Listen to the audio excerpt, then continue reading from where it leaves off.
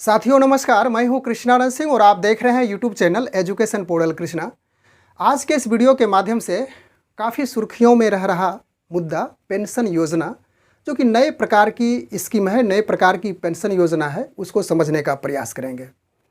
आप स्पष्ट हो गए होंगे, हम यूपीएस की बात कर रहे हैं, अर्थात यूनिफाइड पेंशन स्कीम, जिसे हिंदी में कहें तो एकीकृत पेंशन योजना। इसके हर पहलू को समझेंगे, हर बिंदु को इसको देखेंगे और सरल और आसान शब्दों में समझेंगे। इसे समझने के लिए हम लोग एनपीएस और ओपीएस का भी सहारा लेंगे, यानी कि जो प्रारंभ में ओपीएस है, यानी कि ओल्ड पेंशन स्कीम है, उसमें क्या क्या बारीकियां हैं, किन किन पॉइंट को विशेष रूप से समझना है, उसको देखेंगे। उसके बाद एनपीएस जो नेशनल पेंशन स्कीम है बीच में, जिसे न्यू पेंशन स्कीम भी कह सकते हैं, उसके हर बारीकियों को भी समझेंगे। इसके बाद आप स्पष्ट हो जाएंगे कि किस प्रकार की जो पेंशन योजना है वह ज़्यादा बेनिफिशियल है, यानी कि जो लाभप्रद है। हालांकि एनपीएस और यूपीएस में दोनों में आपको विभिन्नताएं देखनी है, किस में ज़्यादा बेनिफिट्स है। ओपीएस की तो चर्चा कर ही नहीं सकते हैं, क्योंकि ओपीएस फिलहाल देने की कोई बात नहीं हो रही है, इसलिए सिर्फ उसके बेनिफिट्स को देखेंगे। उसके बाद एनपीएस और यूपीएस में जो बेनिफिट्स है, उसके बाद क्या क्या ओपीएस से उसमें लॉस हो रहा है यहाँ पे, उसको भी आप समझ सकते हैं। पिछले दिन मोदी कैबिनेट ने सरकारी कर्मचारियों के लिए नई पेंशन स्कीम यूपीएस, यानी कि यूनिफाइड पेंशन स्कीम है, जिसे हिंदी में हम लोग इसकी चर्चा कर भी चुके हैं, एकीकृत पेंशन योजना की मंजूरी 24/8/2024 को दी गई है। एकीकृत को हम लोग समझें। एकीकृत कहने का अर्थ हो गया कि सभी मिलाकर के एक में बांधना, यानी कि अलग अलग पार्ट्स को एक में पिरोना, एक जगह करना, उसी को एकीकृत कहा जाता है। तो इस यूनिफाइड पेंशन स्कीम में किस प्रकार से एकीकृत किया गया है, किस प्रकार से बांधा गया है, जो पेंशन भोगी है उसका लाभ हम लोग आगे चल करके देखेंगे। इसकी जो खास बातें क्या है, उसे हम लोग सबसे पहले समझने के लिए ओपीएस और एनपीएस पर दृष्टिपात करेंगे, उसके बाद स्पष्टता हो जाएगी। आपसे एक गुजारिश है कि वीडियो यदि पसंद आए, आप लोग सिर्फ वीडियो देख लेते हैं, सिर्फ एक लाइक देने से हमारा हौसला बुलंदियों पे जाता है। उसके बाद अगला वीडियो बनाने की हमें जो प्रोत्साहन होती है, जो प्रेरणा होती है, आपसे ही प्राप्त होती है। तो यदि वीडियो पसंद आए तो ज़रूर उसे लाइक करेंगे और दोस्तों तक यदि आपकी इच्छा हो तो पहुंचाने का भी प्रयास करेंगे। और चैनल पर पहली बार है तो इस प्रकार की जो खबरें हैं वह सरल और सटीक शब्दों में समझाने का मैं जो प्रयास कर रहा हूं, तो उस वजह से आप यदि चैनल से जुड़ना चाहते हो, आपकी इच्छा है तो जुड़ सकते हैं। तो ज़रूर मैं प्रयास करूंगा, आपसे रिक्वेस्ट करूंगा कि ज़रूर चैनल भी सब्सक्राइब कर लेंगे। तो चलिए हम लोग अधिक समय नहीं गवाएंगे।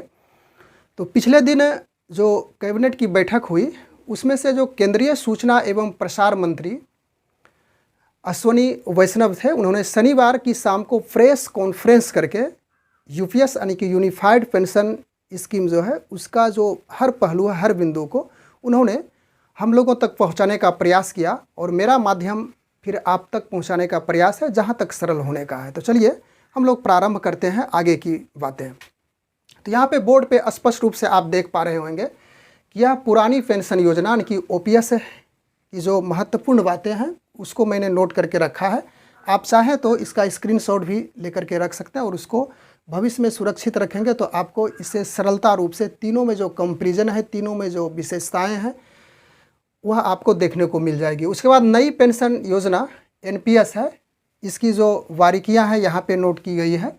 उसके बाद एकीकृत पेंशन योजना यूपीएस, यानी कि यूनिफाइड पेंशन स्कीम, उनके यहाँ पे बारीकियों को लिखा गया है। तो सबसे पहले हम लोग बात कर लें कि पुरानी पेंशन योजना ओपीएस है, उसमें क्या क्या बातें हैं। हम लोग सभी इस बात से अवगत हैं, इसकी जानकारी हम लोग पहले से है, लेकिन होता क्या है कि अधिक दिनों के बाद वह स्मरण से दूर चला जाता है, फिर उसे देखने के बाद सारी बातें तरोताज़ा हो जाती है।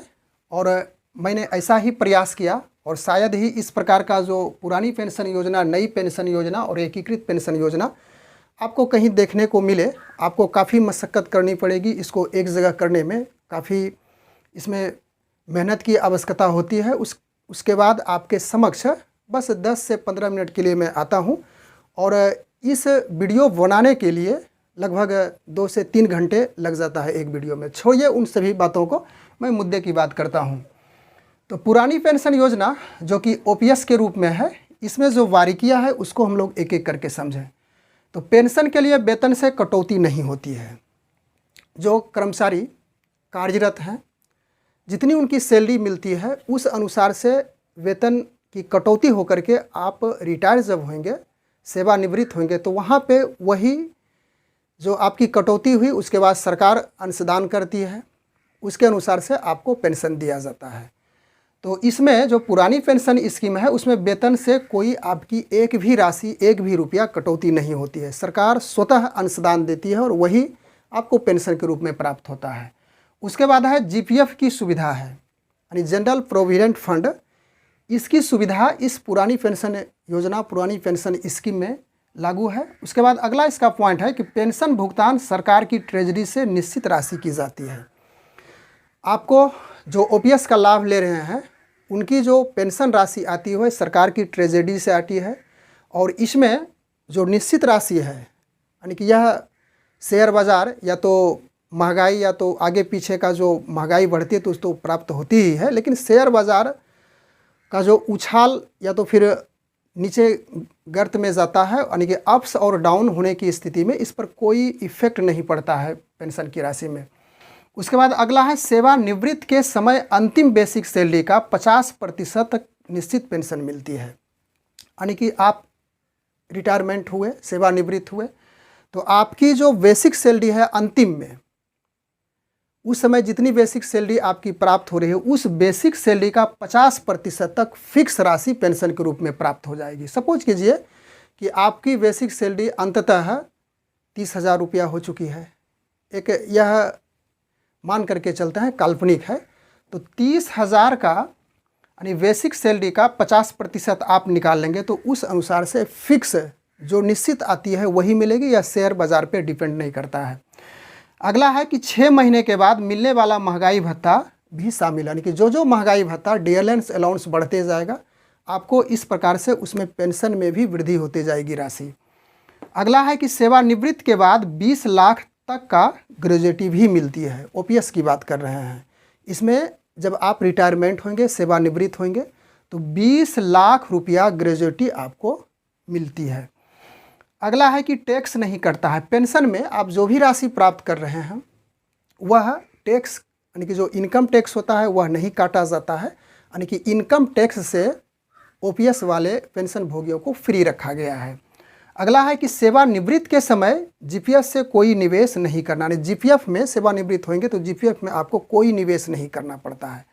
तो स्पष्ट हो गए होंगे पुरानी पेंशन योजना, लेकिन ध्यान रखिएगा कि जब मैं नई पेंशन योजना पे बात करूंगा तो इससे आपको कंपैरिजन करते चलना है कि क्या इसमें मिला, क्या इसमें नहीं मिला, क्या इसमें मिला, क्या इसमें नहीं मिला, तो स्पष्ट होते चलेंगे। उसके बाद यूपीएस यानी कि एकीकृत यूनिफाइड पेंशन स्कीम की बात करेंगे तो सभी तीनों में आपको संलग्न होकर के चलना है, तीनों में कंपैरिजन करते चलना है, तो अंततः आप स्पष्ट हो जाएंगे। और अंतिम दौर में हम लोग बात करेंगे कि एनपीएस अच्छा है या तो फिर यूपीएस अच्छा है, दोनों का फिर वही पॉइंट देखेंगे तो आप अपने स्वतः स्पष्ट हो जाएंगे कि कौन सा स्कीम अच्छा है। तो नई पेंशन स्कीम में 10% की कटौती होती है। ध्यान रखिएगा कि पुरानी पेंशन स्कीम में कोई कटौती नहीं होती थी, लेकिन आपका वेतन से 10% इसमें काटा जाएगा जब से आप नौकरी कर रहे हैं।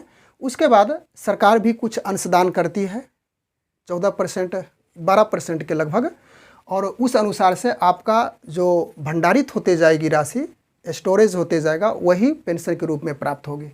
तो नई पेंशन स्कीम में 10% की कटौती होती है। यहाँ पे अंतर आप देख चुके हैं। जीपीएफ की सुविधा नहीं है, यानी जनरल प्रोविडेंट फंड की सुविधा नहीं है। यहाँ पे सुविधा थी, यहाँ पे सुविधा नहीं है। इस आधार पे आपको 40% पेंशन स्टार्ट करने के लिए प्रारंभ करना पड़ता है। अगला है कि शेयर बाज़ार पर निर्भर करता है, अतः राशि निश्चित नहीं होती है। निश्चित है कि जब शेयर बाज़ार पे यह डिपेंडेंट है एनपीएस, तो शेयर बाज़ार यदि डाउन होता है तो उस स्थिति में आपकी पेंशन भी डाउन हो जाएगी, कम राशि मिलेगी। तो these are dependent on share बाज़ार, शेयर मार्केट। तो शेयर बाज़ार पर यह राशि निर्भर करती है, तो राशि घटती बढ़ती रहती है। यदि शेयर बाज़ार अप किया तो वैसी स्थिति में आपका पेंशन भी अप करेगा। अगला है कि इसमें निश्चित पेंशन की कोई गारंटी है। स्पष्ट हो चुका है इसी पॉइंट से कि जब शेयर बाज़ार पे यह डिपेंड करता है तो राशि भी निश्चित नहीं होगी। और अगला है कि टैक्स देना पड़ता है। यहाँ पे ध्यान दीजिएगा कि इसमें जो ओपीएस में बात किए थे कि टैक्स इसमें नहीं देना पड़ता है, लेकिन यहाँ पे आपको टैक्स देना पड़ेगा एनपीएस में, और जीपीएस में 40% लगाना पड़ता है पेंशन को प्रारंभ करने के लिए, जनरल प्रोविडेंट फंड। अब आ जाते हैं महत्वपूर्ण बातें जो कि आज का ज्वलंत बातें हैं, हाल फिलहाल की बातें हैं, काफ़ी सुर्खियों में है, इस पर काफ़ी चर्चाएं हो रही है कि कौन सा स्कीम अच्छा है। तो एकीकृत पेंशन योजना, इस बारीकियों को हम लोग ध्यानपूर्वक समझेंगे कि इसमें अंशदान नहीं करना पड़ता है। लेकिन ध्यान रखिएगा, यहाँ तो बातें लिखी हुई है कि अंशदान नहीं करना पड़ता है, लेकिन एनपीएस में जो आप 10% अंशदान कर रहे थे वह तो करना होगा। यानी उसी प्रकार से समझ लीजिए कि अंशदान 10% आपको करना होगा और सरकार की ओर से 18% अंशदान के रूप में दिया जाएगा। उसके पास अंततः आपको पेंशन प्राप्त होगा। अगला कंडीशन है कि न्यूनतम यदि 25 साल के सेवानिवृत्ति के एक साल पहले का औसत वेतन का 50%, यानी कि आप न्यूनतम 25 साल तक नौकरी किए हैं तो आपकी जो सेवानिवृत्ति की तिथि है उससे एक साल पहले, सपोज कीजिए कि आप 25 साल पूरा कर लीजिए और उसके बाद सेवानिवृत्त हो रहे हैं, तो उसके एक साल पहले जो आपका वेतन है औसत वेतन, उसका 50% यानी 50% पेंशन के रूप में आपको प्राप्त होगा। स्पष्ट हो गए होंगे।